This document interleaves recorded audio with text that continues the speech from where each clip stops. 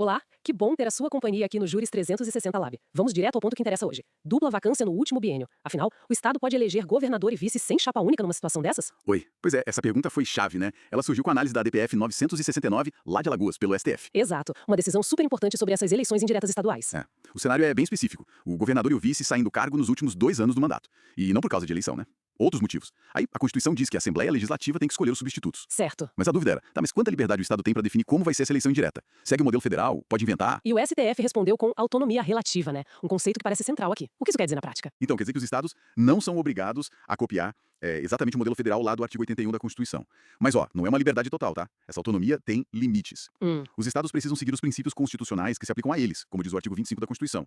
Aí o STF veio e colocou, umas 4 balizas, uns limites claros. Perfeito. Então vamos desmembrar essas balizas. A primeira, que talvez já responda a nossa pergunta lá do início. Precisa de chapa única ou não? Precisa sim, obrigatória. O STF foi bem direto nisso. O registro e a votação dos candidatos a governador e vice tem que ser de uma chapa única, indivisível. Ah, entendi. Isso segue a lógica dos artigos 28 e 77 da própria Constituição, né? A eleição do titular leva junto a do vice. Não dá pra separar na eleição indireta do Estado. Faz todo sentido, mantém a unidade do executivo. Bom, seguindo então, segunda baliza. Quem pode ser candidato? Qualquer um ou tem regras? Não tem regra sim. As regras gerais de elegibilidade valem. O STF reforçou. Tem que cumprir as condições de elegibilidade do artigo 14 da Constituição. Aquelas de sempre, né? Nacionalidade, direitos políticos. Isso, direitos políticos em dia, alistamento eleitoral, domicílio eleitoral no Estado, idade mínima de 30 anos para governador e vice. Certo. E claro, tem que ver também as inelegibilidades, tanto as da Constituição quanto as da lei complementar. Tipo a lei da ficha limpa, por exemplo? Exatamente. Essa também vale. Ok. Agora tem um ponto que sempre dá o que falar. Filiação partidária.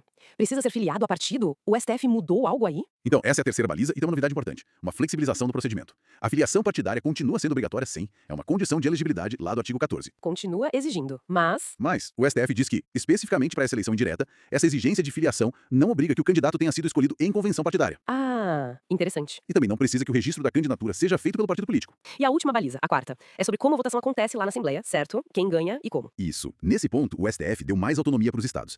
A quarta baliza diz que a regra da maioria para definir quem venceu não está presa a um modelo único obrigatório vindo da Constituição Federal para os estados. Quer dizer que... Quer dizer que a lei estadual pode definir como vai ser. Pode ser maioria absoluta dos deputados no primeiro turno, por exemplo. E se ninguém conseguir? Aí a lei pode prever um segundo turno, talvez com maioria simples, ou até critérios diferentes em votações seguidas, para evitar que uma minoria bloqueie tudo, sabe? Entendi. E o voto aberto, secreto? O STF também disse que o voto nominal e aberto é constitucionalmente válido, desde que esteja previsto na norma estadual.